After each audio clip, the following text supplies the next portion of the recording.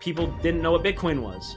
And then Bitcoin popped on the scene and it's short-circuiting most people's brains. I think that economics is the wrong tool. Right now, we're framing a house, and I would much rather take a nail gun where I can just bop, bop, bop, bop, bop, and get this thing up. We have Bitcoin, we have this nail gun, so let's just teach people how to use it. $1 million Bitcoin is fine, but I would rather have the broken money thing is not an effective tool because it's just not true. When we just say it's some investment, that's my portfolio. It's like, no, this is your life. This is your dignity. This is your sovereignty. And Bitcoin is repricing the world.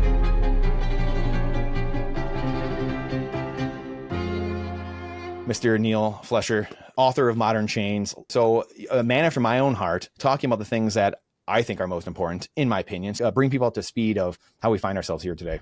Yeah, so I never in a million years would I have imagined that this would be my life's purpose, is fighting fiat and trying to end central banking. But here we are. Like you mentioned, I went to the military academy. You know, it's the pinnacle institution for building leaders. And they succeeded, and I'm a leader, and that's why I'm here. I'm trying to rally the troops. We're not going to root this beast out by ourselves, and we can sit here and we can stack and we can protect ourselves with a shield. But at the end of the day, that's not going to save my kids. That's not going to save my unborn grandchildren. I want to deliver them a fiat-free future. I want to end this beast because it's like I see it. I see it for what it is. And we have the tools now today to do it. So I wrote the book because you don't run to the front line unarmed. I needed something to bring. I needed some intellectual arms. So that's what I forged that book. And I'm bringing it out, and I'm trying to spread the message and trying to arm people with the moral language so they can talk to each other. This is the thing with Bitcoin. We're trying to sell water in the desert. And it takes a look in the mirror, and the fact that we have 1% adoption, it's just unacceptable to me to just brush it off as if everyone else is just stupid. I'm an advocate for this. I'm selling the water in the desert, and I just results, leaders get results, leaders win, and I want to win.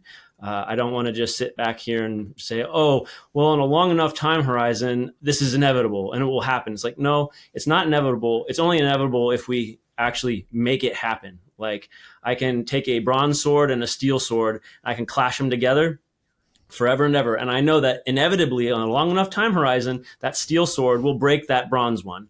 But I don't have all day. I want to clean this up so my kids don't. And I don't know, that's why a roundabout way of saying, why I'm here and why we find ourselves talking. Because, you're a leader too. And you were here a lot longer than I am. Like, I'm new to the battle. So I don't think I'm late. I got here as fast as I could. And I got fresh legs, so let's go. I love it. It gives me chills. Yeah, and that's the funny part about Bitcoin, because it's not an IQ test, at least in my belief. It's a humility and ego test. And Max Kaiser's talked about this for a long time, that Bitcoin breaks people. And it's my belief that there'll be even more people that come that we attract that do an even better job than any of us did previously. And so that's the beauty of Bitcoin. But that breaks people's mind because there's the ego at play. What was that turning point for you, where all of a sudden Bitcoin became this obvious thing that we needed to be on a crusade for? So I deployed twice. You being doing the sports stuff, you understand what it's like to be on a team, and that's all the army is just one big team. That idea of it doesn't really matter who scores the goal or who gets the assist. You just want to win. It's that collective effort. You just want to win, and that's what I took from the army. So I actually want to be the dumbest person on the team, because if I'm the dumbest person on the team, that means I'm on a really good team. So it's just, I'm okay with that. That's how my personality works. How much of that was just my upbringing or just being in the army, but I want the strongest people next to me, because I know I'm giving it everything that I got. That's kind of where this is just another team effort, and I can't do it alone. But anyway, so yeah, I got out of the military basically for my family, because my wife and I spent the first 4 years of our marriage apart, because I met her at West Point too, so 2 West Pointers, and when we finally got together, had our first kid, and it was we can't do that separation thing. I'm not going to do that. Can't do that to this family. That's not the family we want to raise. So I got out. And I studied philosophy at West Point, and I was like, I don't know what really to do, so I'll just use my GI Bill and I'll go get my master's. So I went and studied more philosophy, and it's just like, well, what are you going to do with a degree in philosophy? I don't know. It helps me process the world. It helps me process reality so I can guide my family and be a leader. I didn't know exactly what I was going to do with it. But after that, I finished up my master's. I started like thinking about, okay, well, my duties as a father, my duties as a husband, like I have to take care of our finances. I have to make sure that I am educated enough to make good decisions. And I just never had to think about money before because the Army took care of everything, so it's kind of a naivete. I went to work and I got my paycheck and took care of that stuff and just kind of went forward. And so kind of having knowing nothing was actually a blessing because I don't have to unlearn too much. I'm just starting from scratch. So it's like, I'm just looking at this with fresh eyes. I am a philosopher. I have a graduate degree. So it's like, I have a really rigorous framework to start processing problems through. And I just put the monetary system through this philosophical framework. What popped out, it changed my life. Like just to see our monetary system for what it is, I could not just pretend I didn't see what I saw. It was like that type of a life-changing moment for me. That realization that the structural mechanics of our monetary system, it's an instrument of extraction. It is coercive extraction, that it is morally slavery, not theft, not a tax, not murder. Applying my ethical background and like, how would Thomas Aquinas look at this and define this moral crime? Well, using that framework, this is slavery. And there's this disconnect between slavery is this thing that's like, oh, it's so bad. As Americans, we had to face that fact that we had slaves and we fought a civil war and we don't have it anymore. It's burned into our ethos that slavery is horrible, but yet then at the same time, we go through every day participating in the system as if nothing's happened, as if nothing's wrong. It's just normal. This is something that we have to get people to open their eyes to. I saw it. I couldn't look away. I'm not asking people to buy a theory. I'm not trying to convince them that I have some crazy idea. I'm just trying to say, open your eyes. Open your eyes. You are a human being, a rational creature. I'm treating you with dignity that I know is in your being, and that peer-to-peer kind of approach of like, brother, open your eyes. That's kind of the thrust of what I think we need. And that's the stuff that gets lost in all the economics and the macro and the charts. The charts are dead. They're stale. They're just data. It's not alive. It's not you. It's not your life. If I was walking down the street and I just shove some random person, I guarantee that they will not respond to me with the level of passivity that they do to the monetary system. I am aggressing upon you. You would do something about it. Every day, more money is getting injected into the economy. They're printing more money. Like every loan, everything, we're getting aggressed upon. They're hitting us with this hammer of debasement and we do nothing. They're not just hitting me. They're hitting my children. They're hitting the unborn. How is it that we do nothing? That's just a thing that I have hope that if people will open up and recognize what's happening to them, that they will take action if you help them along. I'm happy that we have Bitcoin, because if I would have understood this before Bitcoin, maybe I would have just been a doomer and I'd just say, hey, there's nothing that can be done. I can't do anything. We don't have a tool to combat this system. Luckily for me, I came to this awareness when we have a tool. It's not just that we have a problem, we have the means to correct it. So let's go. That's the thing. It worked for me. I don't need a political savior. You're not just opting out of fiat. Like, you're opting out of all the political garbage that is associated with it. Oh, what's Trump saying? I don't care. I literally don't care because I've opted out. I've protected myself. You can do that too. You don't have to be, just glued to the mainstream media, Fox News, MSNBC, CNN, whatever the talking heads are telling you. They're wanting you to look that way, just emptying you out because you can't do anything about that. As hard as I try, as much as I yell at the TV or shout at the clouds, like, that doesn't do anything. But it's like, I can go stack Bitcoin. I can go talk to people about Bitcoin. I can go teach people how to self-custody. I can teach people how to pick up their, reclaim their sovereignty and become this fully actualized human being, All right, real talk for a second. We all know health insurance is basically a fiat system of healthcare. The biggest debauchery there is. It's expensive, confusing. Somehow you still end up paying hundreds of dollars for a Band-Aid. We moved to crowd sharing almost 5 years ago. It's the best decision we ever made. Instead of sending your money to the insurance company's black hole, you join a like-minded community that directly funds each other's medical bills. Simple, transparent, way cheaper, and that difference you save, you can invest in Bitcoin. It's an amazing win-win. And look, we're part of the Bitcoin community because we believe in freedom, decentralization. CrowdHealth brings that same mindset to healthcare. You choose your doctor, you pay in cash, and the community's got your back when the big bills hit. No networks, no middlemen, no bureaucrats trying to approve your care. Just people helping people the way it should be. You make decisions about your health. That's as sovereign as it gets. So if you're ready to take the orange pill for your health, this open enrollment, go to Join CrowdHealth to get started for $99 for your first 3 months using code Brandon at joincrowdhealth.com. That's joincrowdhealth.com, code Brandon. CrowdHealth is not insurance. Opt out. Take your power back. This is how we win. Generational wealth doesn't happen by accident. Bitcoin fixed the money, but it didn't fix the system of protecting and passing it on.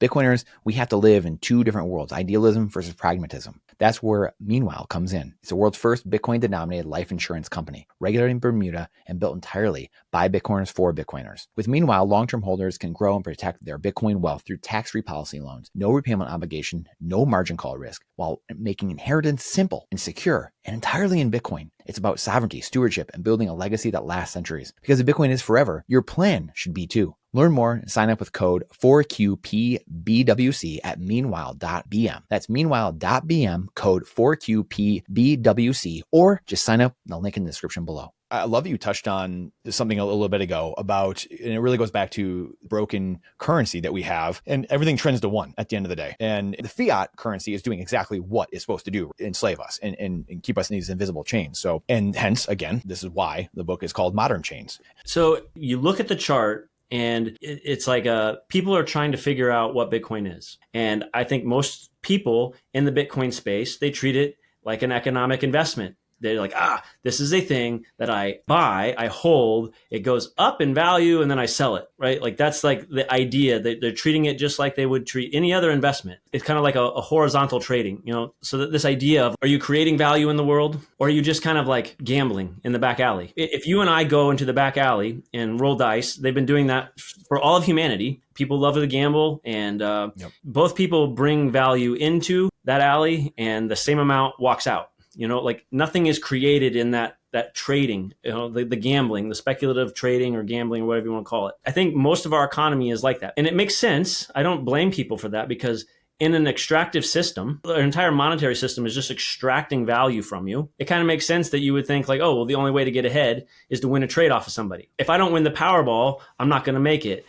I could go spend my life and work as a plumber, but I know that that's not going to actually give me a very good life, because we've technically severed the creation of value from the creation of money. Like those two things, they used to be together. That's the natural law kind of understanding of value, is like you have to tether those things together. And when you sever that tether, you're just off the reservation. So right now, the best way, the optimal strategy to accumulate wealth is just to secure your position close to the printer. They talk about the Cantillon effect or whatever. Like the closer you are to the printer, the easier time you have of actually amassing wealth.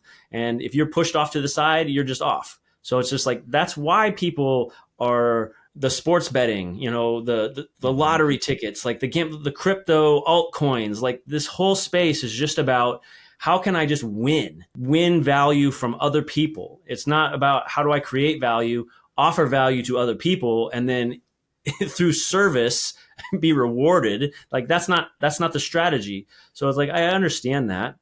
And so that's what the price is to me. It's this, people are still trying to game Bitcoin. And the cool thing about Bitcoin is like, when you try to cheat it, you will lose. The incentives are such that it rewards the honest player, and if you try to manipulate things, like you will get wrecked.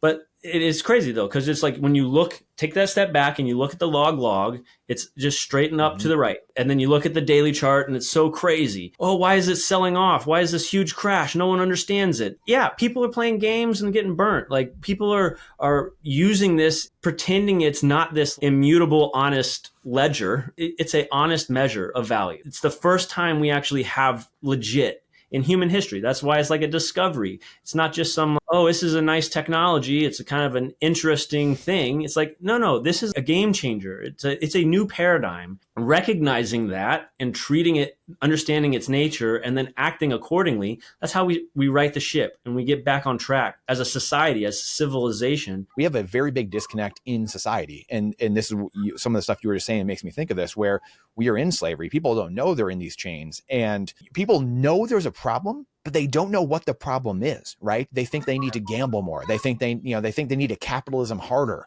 I need to work more. I need to get divorced because it's just costing me too much. I need to work 3 jobs. I need to, have a hedge fund at night and gamble and meme coins and altcoins. And let alone that they don't even know what the problem is. They don't even know there's a solution. It's so profound. And this just happened to me in the last week, and I was telling my wife about it. And just this general sense of men being very angry. And this is a whole nother rabbit hole for decades we could go down and talk about of why that is. But there's a very profound boiling point underneath the surface that you can just feel in comment section. So here we are, Neal. Again, like it's all relative, but like, how do you crack through other than just, slavery? It's slavery and just hitting that bullet point over and over again. Yeah. I mean, I don't know what's going to work for each individual person. Leveraging your knowledge of that person, I think that's how you get through to people. And it's, if you can truly a grassroots thing where it's like, hey, I'm a Bitcoiner, I've protected myself, and I want to protect those that I love and care about that are close to me. And it's like being able to talk to your neighbors and like, okay, you get a little community, a little, the HOA, orange pill your HOA or orange pill your little town. That's not just going to increase, like, oh, wow, we're going to be getting wealthier over time. It's giving you more of yourself to invest in those relationships themselves. When everybody's running, I got 3 jobs and I don't got time to pick up the kids from school. I tap them on the head, we eat, and then they got to go to bed, and then we just rinse and repeat. You're not investing in other people, and like that's not, it's taxing. Like that's not how we're built. Human beings are social, and we're supposed to be enriching these relationships we have with each other. And I want to be able to invest in my neighbor.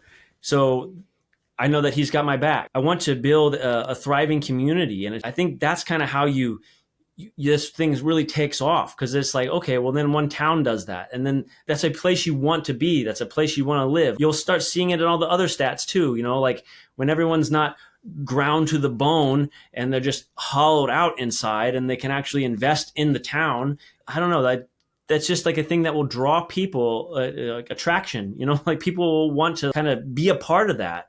I think that's how you push back. We're individual people, but we're also communal. And it's like, we're a both. We can't just say, you're just a part of the state.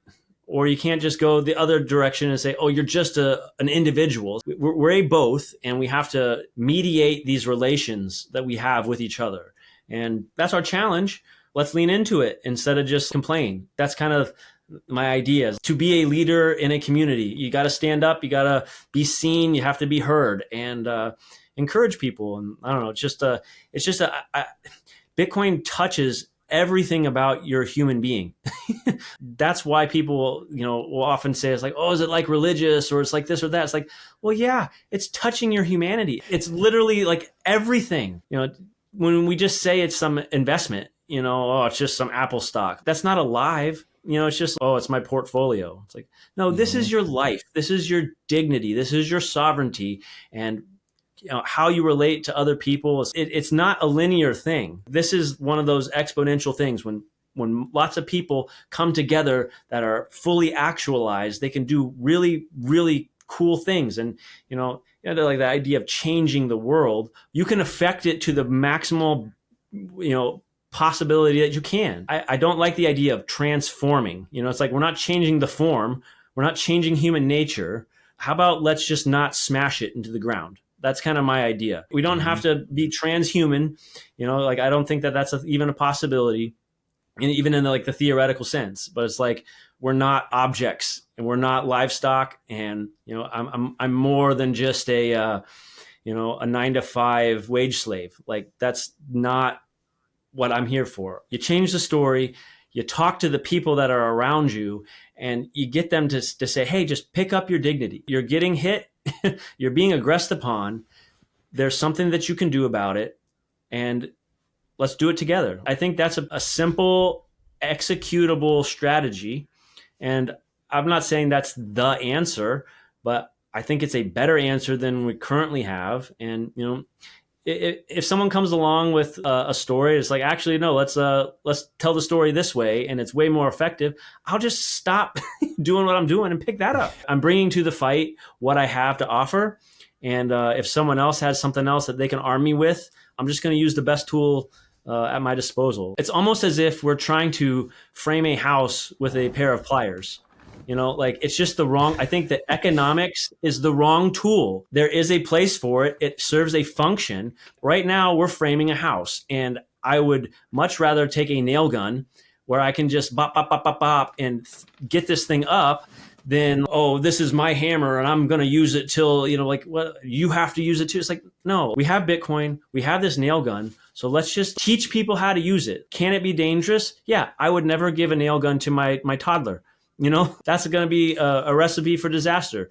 She probably won't hurt herself. She'll probably hurt me. But so we got to teach people, with the people that you love, it's not just, hey, did you hear about this thing about Bitcoin? And 5 seconds later, you go all in and you don't even have security and you don't have what's a seed phrase, or like your actions need to match your knowledge. So it's like starting that process is really important. But I think just getting people moving in that right direction is important. It's wild. So I have always had by my desk, I have the 45 communist goals that were read into the Congress in 1963.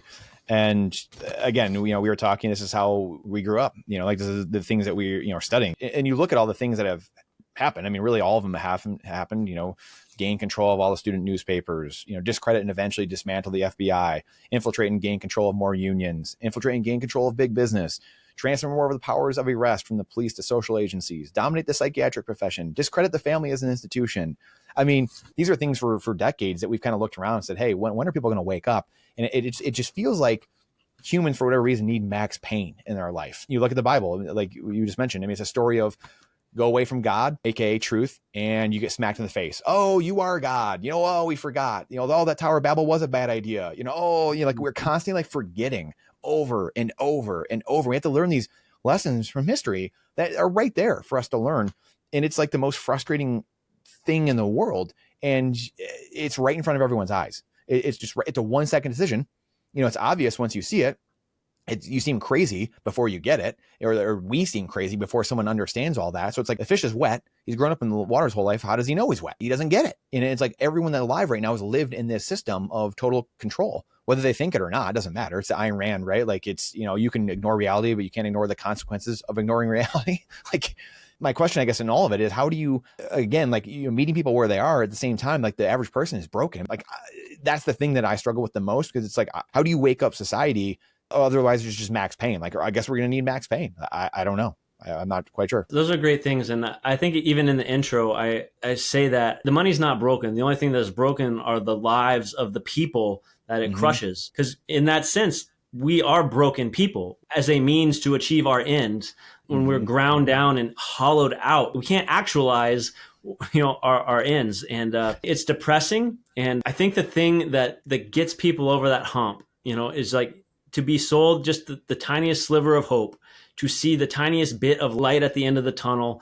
I'm an optimist, or I have hope in the human spirit. That's where I kind of place my faith in each other as human beings. I can't let go of the fact or the idea that if people see the truth, that it will touch them in some way. I worry more about the input and less about the output, because that's all I can really control at the end of the day. I can only write the best book I can write. When I was talking with my publisher, he's like, oh yeah, it's never good enough. And they're always in this editing phase, and they never want to actually publish it. And I was like, that was not my case at all, because I threw myself at the wall. This is the best I have. And that's just it. Like, there is no perfection. Like I was like almost sick at the idea of having to read it one more time, like do one more pass through. This is just it. And this is what I have. Is it perfect? Guaranteed not, because I'm a human being. I think sometimes we get hopeless when we're aiming at the perfection or aiming at that perfect life, or, because it's not achievable. So then why try? I don't think that's the human condition, is not to aim at the perfect and get mad that you can't hit it. It's to accept your humanity. Strive is one thing, to aim at the perfection, but then you just give it everything you have. That is your best. Like, your best effort to achieve perfection is, there's nothing left on the table. Like, so to me, that's a hopeful thing. It inspires me that that's not just a me thing, that's a human thing, and leveraging that. It's like a brush fire, though. So I love the power law. It's a great model. It shows, how things have been. And it's like, it makes sense because it's like, it's modeling human behavior. It's modeling how humans at scale process ideas and adopt things. But my caveat with that is just like, there's no principle that prevents everybody in the entire world from just adopting a Bitcoin standard right now. There's no principle. Like, it's just a choice. It's every human being's choice. That they just say, I'm out, I'm done, I'm going to do this. And that could happen.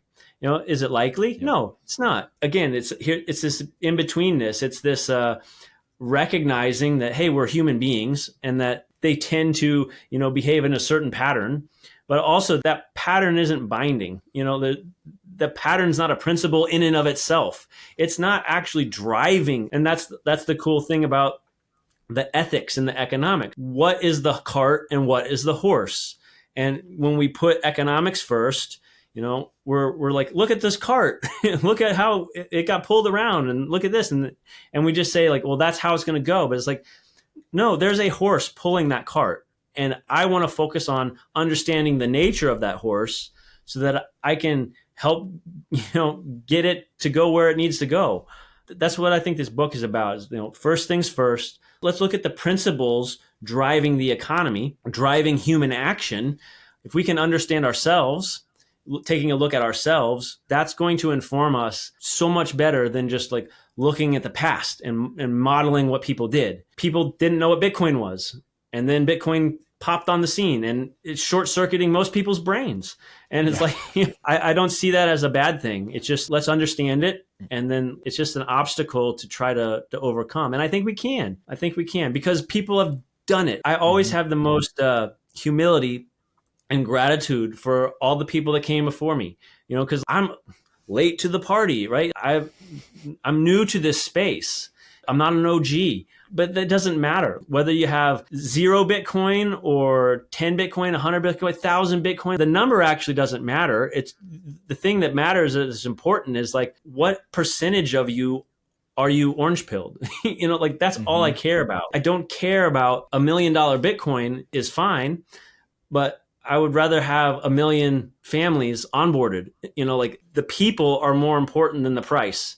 Now that you have your hardware wallet, the key data generated needs to be stored in something forever that can withstand fire, flood, nuclear fallout, checks, hockey pucks. This is your 12-word C plate, your 24-word C plate. After a lot of people asking for your 12-word C plate, here it is, stampseed.com, code Brandon for 15% off. After everything that's going on in the world, fires we've seen in the Pacific Palisades, what we've seen happen in Hawaii, everything gone. Titanium seed plates withstands everything. Your posterity will thank you. It only takes a few minutes. Don't let these little things, these small investments, scare you from the most important aspects of Bitcoin and the first money we have ever conceived here on Earth. Stampseed.com, code Brandon for 15% off. If Bitcoin is the signal, then community is the amplifier. Right now, nearly 20,000 Bitcoiners are inside the Club Orange app, what used to be the Orange Pill app, a growing network of people who think like you, build like you, and are preparing for what's coming. Because in any survival situation, financial, societal, or spiritual, your relationships are all you've got. And history shows it only takes 3% committed individuals to move civilization forward. Find your 3%, build your circle, download Club Orange on iOS or Android, or visit cluborange.org, click the link in the description, or scan the QR code on the screen.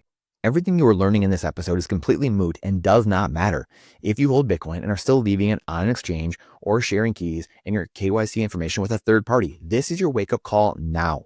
You are only self-sovereign if you alone hold the keys to your wealth. 100% self-custody sounds daunting at first. Believe me, I lost 2 years of massive gains over a decade ago because I was worried about taking the few minutes it took to understand self-custody And that's exactly why you need to talk to my friends, Tony Yazbek and his team at the Bitcoin Way. We just interviewed Tony recently, has over 80,000 views, an overwhelming response. People love his story and the simplicity he shares of how easy it is to custody and take ownership of the greatest money we've ever seen. They'll train you to do it right the first time. Head on over to thebitcoinway.com/Brandon to schedule a free 30-minute consultation today. Their 5-star rated service is exactly what you need. Quit sitting on your hands like I did and get started today. Again, that's thebitcoinway.com/BRANDON. The last person onto a Bitcoin standard, whenever that is, will be the wealthiest person in the world, because society getting 1 million families on, or 10 million, 100 million families into Bitcoin, the last person will be living in such opulence and in such abundance, because the earth has healed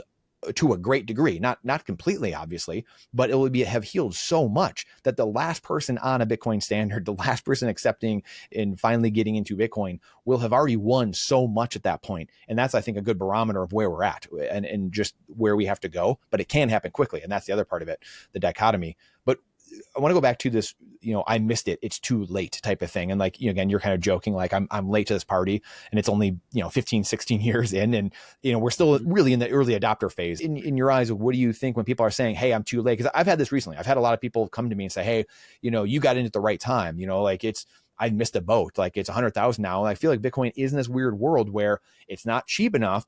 People are living in this fiat world. It's not cheap enough for people. It's also too much. And a lot of Bitcoiners thought, hey, when it gets higher and higher, people would like be jumping in because it'll be so obvious at that point. And it's almost works against you. So it's like, again, you're like constantly stuck in the middle all the time of trying to figure out the right way to go about it. It's a really good point. And the way that I think about it and would answer is, it's kind of like we're smuggling in the economic part over on top of the ethics there.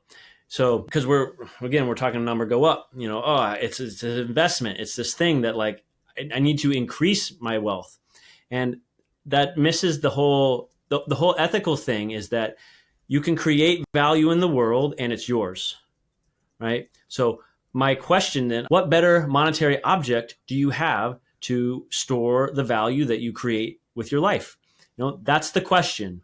So if Bitcoin was $10 billion a coin, what better object is there that I can put my work today? Like it's not as if you don't work. It's not as if you stop creating value in the world. You need to do something with it. That idea that like, whoa, I have this OG bag. I'm a whale because like I got, 10,000 Bitcoin for 50 cents, and now all of a sudden I'm a billionaire and I just don't have to do anything. It's like, well, that's not a very fulfilling human life either. I wouldn't want to be that guy, because the value is living a full human experience and like experiencing relationships with other people and all that stuff. So like that's what being human is all about. What you do with your life, you have this inherent dignity inside of you, but then what you do with your life accentuates that dignity too. So if Bitcoin is $10 billion a coin, I'm not going to stop working. I still have to have a place to put the value that I'm creating. And it's like, there is no better monetary object because it can't be debased. If you go and you put it in stocks, okay, well, it's subject to all the speculation and maybe the CEO dies and then the company dies and all that. Like I just want what I create to be mine. Like that's like the moral, ethical thing that it solves. Absolutely. It's that idea that like the price is not the prize. It's the ability to protect the dignity of your work, the dignity of your human being. That's the prize. You get to be a full human being. So that's kind of how I would try to answer that question. It's just like, like the idea that you're late. It's like, it's never too late to save yourself. It's never too late to live a more full life. It's never too late to have more of yourself to invest in your children, more of yourself to invest in your relatives, more of yourself to invest in the communities. Like that's what Bitcoin gives you. The sovereignty part, the human dignity part, like that's really what you get. The upside to Bitcoin is just the adoption part. Like this is going to be a flat line. Whether or not it is a Nash equilibrium or not, or any of that is beside the point. The principle is like, hey, when you take all the value that's created in the world divided by 21 million, that's the constant that we want. It's just all the value, 21. That's what you get. And that's never too late because you are participating in the creation of that value, and you benefit as well from, hey, everybody else is creating a lot more value too, which, that's the Jeff Booth stuff with like the deflation. Like, it's not a dirty word. No one bemoans the fact that their TVs get better and better and better, cheaper and cheaper and cheaper, even in this fiat world, which just like, that's a mind blowing thing. Like, the technology has advanced so much that it can even outpace, all the inflation. Like, people are really powerful things, and like, your choices matter. How you direct your energy, how you spend your life, like, it matters, not just to you, but to all of us. I want more people on the team giving it their all. There's no utopia. Like, it's not like as if Bitcoin solves, the fallibility of man. It just gives us an honest measure. It just gives us a tool that decentivizes the worst inclinations that we have in our hearts. And like, that's, I think, the value. So it's just like, when you sacrifice the macro for the moral, this resonates no matter what the price is today. It will resonate in 20 years and 50 years the exact same as it does today. What are your thoughts on the Bitcoin treasury companies, and also like game theory? Because I think a lot of what Bitcoiners thought would happen for a long time was like, hey, there's game theory, and like, once countries and sovereigns and everyone starts getting in, like, it's just going to take off. And whether it's price or not that takes off, it's an adoption that will take off, right? And adoption therefore will lead to price going up. What in the world is happening right now? There's a lot there, but I love your thoughts, and just, again, being careful with the treasuries, with so many centralized entities getting it, which we know they need it. Everyone needs Bitcoin, but at the same time, kind of unpacking all this, and, in game theory, and just your background of studying philosophy, where it feels like, hey, where's the game theory?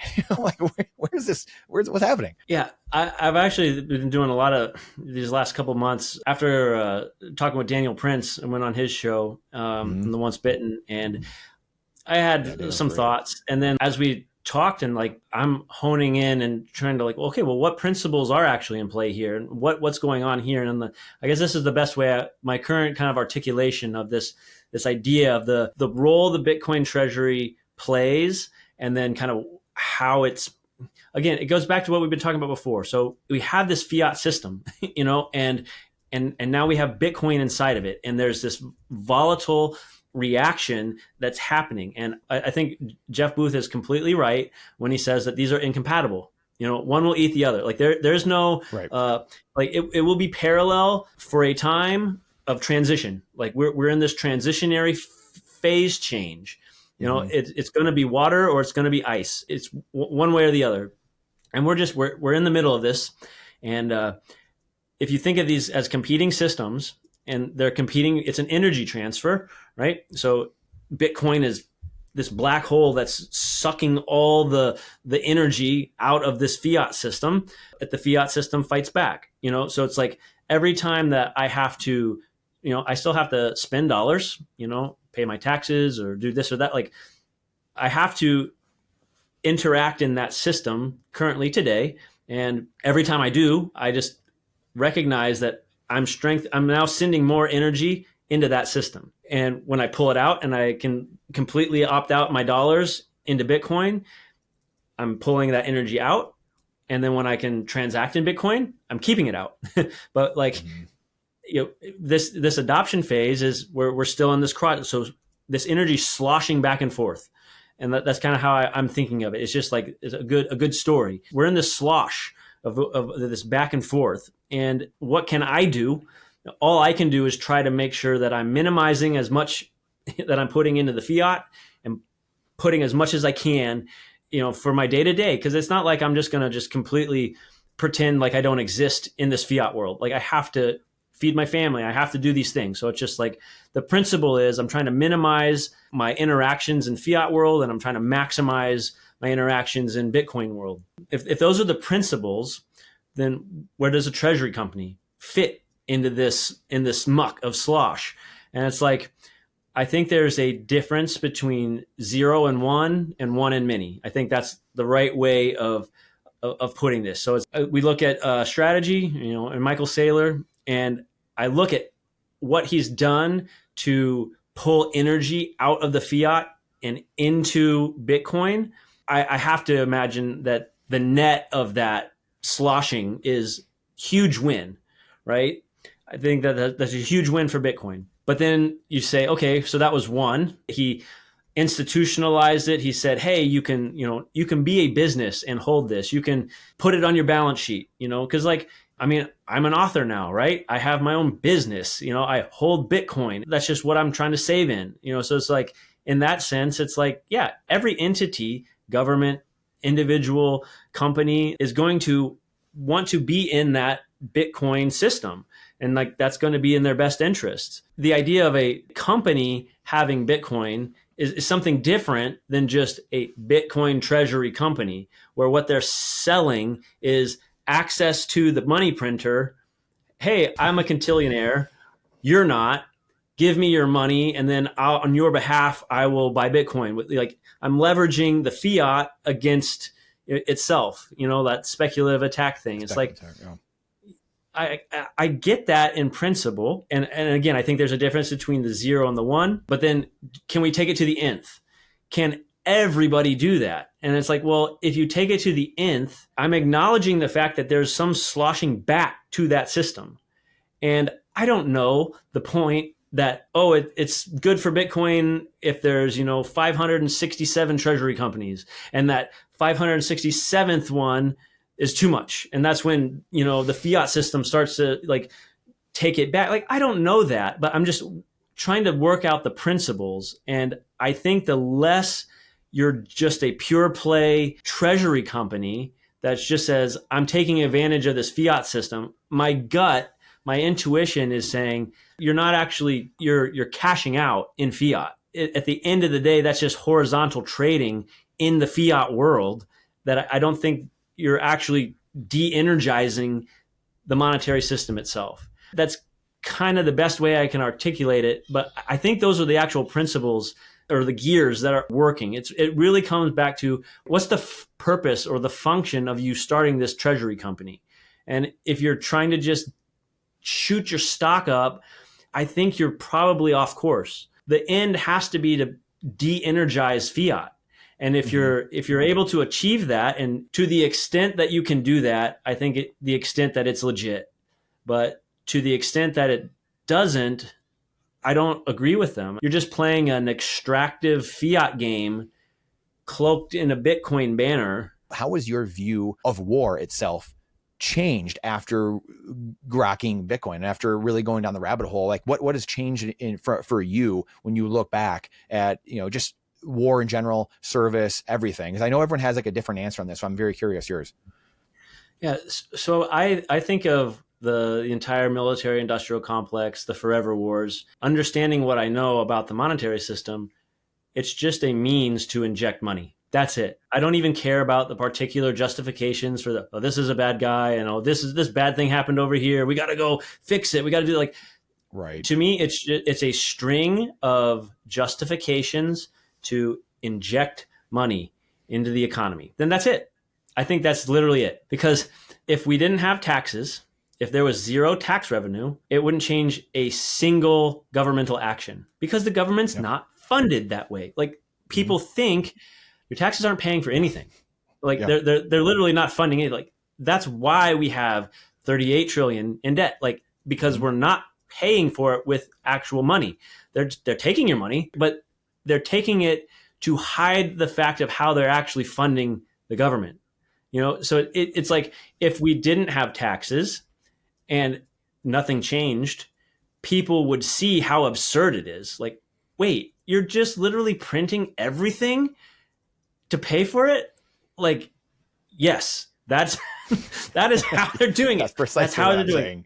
it. Exactly what's happening. So it's kind of like, when you understand that most of these things are just the way that they obfuscate the magic trick, like, so in grad school, I wrote my thesis on, modern Gnosticism, this idea that, reality itself is this oppressive prison and we have to break through it. And we can use, if we have the secret sauce, if we know the special words, we can punch through and the oppression of reality and, achieve utopia. It's like that's the kind of like the most generalized understanding. It's like, well, that's what our monetary system is. We are monetary Gnostics. And I kind of touch it in that a little bit in the book. It's more of a, an esoteric philosophical kind of thing, but that's what's playing out.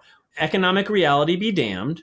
We're just going to print. We're going to say by decree, and even just when you think of it, fiat by decree, let it be. We're just saying our problems will be solved, and they're not, because that's not how reality works. So when you put it in those terms, it's absurd. And no one's like that. Surely that can't be our system, because we think that it's serious. We think they're serious people, running the government. We think that these are serious people that are, they have their titles and they wear their little bow ties and their suits. And, these people are, I don't know. I fully acknowledge my part in enabling that we put them up. It's like, I hate that idea of just we enable it. I am a participant in this system that put those people up, so I acknowledge my part, but our politicians, for the most part, they deserve nothing but our ridicule and contempt. A similar but tangential thing to both sides being equally wrong. We've kind of fallen with this with the capitalism too, going into the alley and we're gambling and we're trading, right? That's just redistribution. So the capitalist, that's like, I'm on Wall Street and I'm making all this money, but I'm actually just taking it from other people. There's no more value in the world than before. We're just redistributing it amongst ourselves. I've heard a couple of people online, talk about, the short seller doesn't make anything.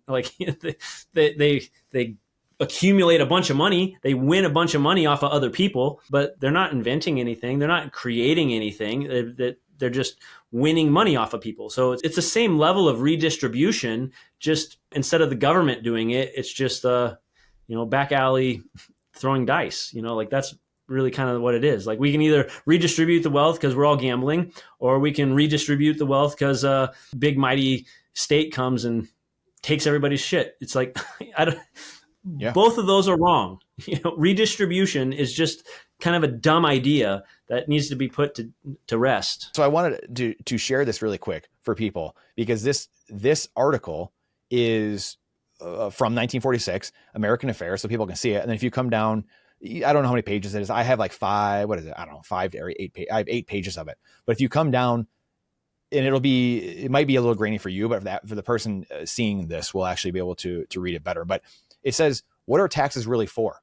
And it says, federal taxes can be made to serve 4 principal purposes of social and economic character. These purposes are, this is Beardsley Rummel, who's the Fed head of the New York Fed, writing this. This is not like some, idiot down the street and, whatever. They are saying the quiet part aloud. Number 1, an instrument of fiscal policy to help stabilize the purchasing power of the dollar. Number 2, to express public policy in the distribution of wealth and of income, as in the case of the progressive income and estate taxes, which, as we know, is the 5th plank of the Communist Manifesto. So that's great. And then number 3 of the 4, to express public policy in subsidizing or in penalizing various industries and economic groups.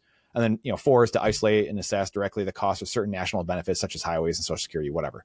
So right there, to your point, they are saying the quiet part out loud. Taxes are merely there to just obfuscate what's actually happening. The system that you're being played, you're completely in slavery, and it's right there in front of everyone's eyes, and the average person can't see it, even though they said it out loud. That was the thing I tried to do in my book, is I tried to just cite the Fed as much as possible. So it just to just take out it's like, these aren't my opinions, and these aren't some homeless dude, shouting stuff at you on the freeway. This is just what they're admitting to you. They're saying this is how it works. Believe them. I feel like we're in for a very rude awakening going forward, quite honestly. The great thing I love about this revolution, if you want to call it that, is, with Bitcoin as this tool, it lets us kind of transcend the historical, all the ways people had to revolt before. We don't have to do that anymore. We don't have to go burn everything down. When you opt out of the system into the Bitcoin on a Bitcoin standard, that act alone, it's basically instead of going and destroying the other system, you just brush it into irrelevance. You just make it not matter at all. Print all the money in the world you want. I don't care because I'm using Bitcoin. I'm creating stuff. I'm putting it into Bitcoin. I'm transacting in Bitcoin, and Bitcoin is repricing the world. I say like I'm fighting against fiat and the central bank. I say that because it's like a good kind of rhetorical tool to kind of convey like, hey, it's the monetary system itself that we're opposed to. But it's like, we don't have to go burn the Fed down. That's not, that building doesn't mean anything. Because like we have Bitcoin. Before, it's kind of like the revolutions were, okay, we have to go replace the leaders. We have to go replace the people in this bad system. And if we just put good people in the system, then we have the good things happen. And it's like, well, it doesn't matter who the people are. We could have the most benevolent, awesome Fed chairs. Let's just even imagine we have the most benevolent, smart politicians that we've elected. It doesn't change the principles of this monetary system. It's not about replacing the people. It's just about opting into this new system that makes the old system irrelevant. Cars didn't kill all the horses. It's that type of like that technology just brushed it away. And it's just not a thing. Probably seen the picture of here's New York City with all the horses. And then like in a week, there's like no horses and it's just cars. Like it happens. They're just gone, they're not needed anymore. And we don't need fiat. We talked about the treasury companies and stuff like that. But what are your thoughts on, again, there's a lot of different products and services coming out. Obviously, the Cash App stuff that they just released, aiding in the peer-to-peer economy, which is amazing. But like you have the lending products, you have a lot of the lending products, and like the Bitcoiners have to live in these two worlds. You kind of mentioned this earlier. That's what made me think about it. You have the challenge of living in both the fiat world and the Bitcoin world at the same time. So what are your thoughts on the lending products that are out there and people, lending against their Bitcoin and you're giving energy to both systems, and like we live in this world. So it's like, what do you do? Not everyone accepts Bitcoin, right away. And you're trying to like balance these things. So what are your thoughts on that? Yeah, I think that there's the idea of holding on to your Bitcoin as the collateral for a fiat loan, because you understand that this is early adoption and that adoption is the upside. So as adoption skyrockets, people don't understand that it's all the value in the world divided by 21 million yet, but you do. And so there's an asymmetry in that knowledge, and you know what you hold, and you don't want to get rid of it. You don't want to sell it for some cuck bucks just to get through. I understand that. And for each individual person's, situation, that might make sense. I think though, I would just be cautious. I wouldn't go and just think that it's a slam dunk. Like it'll only be beneficial to you because there's risk. So just if you are weighing the risks and making a decision for yourself, whether or not you want to do something like that, I think it's fine as long as you own the consequences. So, and if you're okay with that and you want to roll that, maybe that works out for you. Would you go and go buy Bitcoin on a credit card and then roll that, 25% interest? You could do that. I wouldn't advise it. That's like 25% interest. You're sitting on a 3%, mortgage, it's like, you're going to pay off your house, you're like, oh, I have Bitcoin to pay off my house. Yeah, but you have a 3% mortgage. So those are all kind of the same. It's the same principle that you're kind of weighing out. Am I going to take on debt? Am I going to leverage this collateral that I hold? I really hate the idea of the debt. I hate the idea of being under. It's not even like a monetary value. It's like the psychological value of just knowing you're free. I don't like leverage. So for me personally, if I was in a situation where it's okay, should I go take out a big loan for Bitcoin so I can hold on to it? If I was in that situation, it would be really hard for me to be like, yeah, I think I want to do that, because just for me personally, it's like degrading. It's like disgusting for me to like know I'm in a great deal of debt, having something hanging over my head. Whereas if the roosters come home and I lose it all, then like the anvil falls on my head and it really hurts. That's something that, it costs me my peace of mind, I guess. And I value my peace of mind more so than that. So that's how I would, kind of think of that. But I understand that's me. and that's not other people's. I don't ever want to rob somebody of their agency. I treat them as peers, and like, you make your own bed, you make your own decisions, and you live your life. I understand that, because that's the flip side of being a rational creature and seeing ends, perceiving order. It's like, you're free. You have to be free. You have free will, and you have to choose your means. I wanted to mention real quick, though, is talk about you getting punched in the face. That is a running joke that my wife and I have. At West Point, everybody has to take boxing, so you literally have to get punched in the face. You have to get in the ring, and go toe to toe with people, and it's a good thing. So they grade you. I think we had like 5 graded bouts, right? And like the first 2, they go by weight, or they try to go by weight. I just destroyed the 2 people that were my weight class, right? Mm-hmm. So it was a really good fight for me, but I didn't get that great of a grade because it was just too easy, I guess. So my third fight, they had me fight a football player that had like 55 pounds on me, and I got destroyed.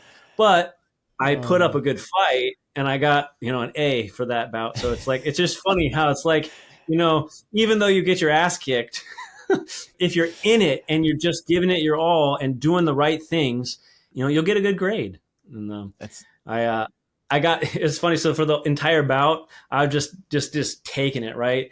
And at the very end, I got one good shot, and he like dropped his hands and like was falling back. I was like gonna, it was just cocked up, ready to jump on him, and they called it, because he's a football player and you don't want to hurt the football players, because I was like, I get my ass kicked, this entire time, and I finally like get a good shot in, and you call it, like, ugh, no way, the injustice.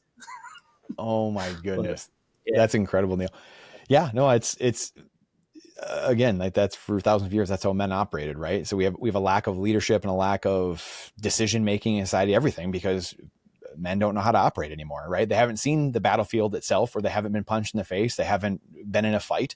There's a very real feedback loop that you learn: respect, accountability, all of that comes from that very thing. And so you learn very quickly your limits, what you're good at, what you're not good at, what you should say, what you shouldn't say, just general discourse of, again, as someone who's not been, you've seen both the fight and the battlefield. I have not seen the battlefield, but I've been in hundreds of fights, and it's like, but I go back to Fight Club, right? Like, how can you have lived? How do you know yourself if you've never been in a fight before and tasted, death in essence, right? Like you said earlier, like understanding your mortality and what your limits, and this might be the end, or I might get choked out right here. I might just take one. I might be gone. So yeah, there's only one way to truly find a limit, and that's to go past it. Exactly. That's it. So incredible stuff. We'll link to the book, Neal, Modern Chains. Everyone has to go get a copy of this, because it's the talk, it's the fight, it's everything. A book that will be a seminal work in Bitcoin going forward, and sound money, and just, I think, culture going forward, just because it's something that everyone can grasp. Like you said, the numbers, they don't speak to everybody, like you said, everyone speaks in these different languages. And so this is something that humans all can relate to. So I could talk to you for hours. Well, we'll definitely do it again here at some point. Everyone go check this book out, Modern Chains, incredible book, and The Invisible Shackles of Economic Society. So important to say that, the subtitle as well. But incredible book. Thank you, sir, for joining us here today. It was a true pleasure, and we need many more like you. I'm glad you're here. We're glad you're in the fight with us, with all of us, humanity, I should speak of. I'm just very grateful. So thank you, Neal. If you like that episode, then you're going to love the playlist we put together for you with our most recent podcast with the top Bitcoiners, sound money, liberty advocates in the world. Go check those out here. We'll see you inside. You're going to love them.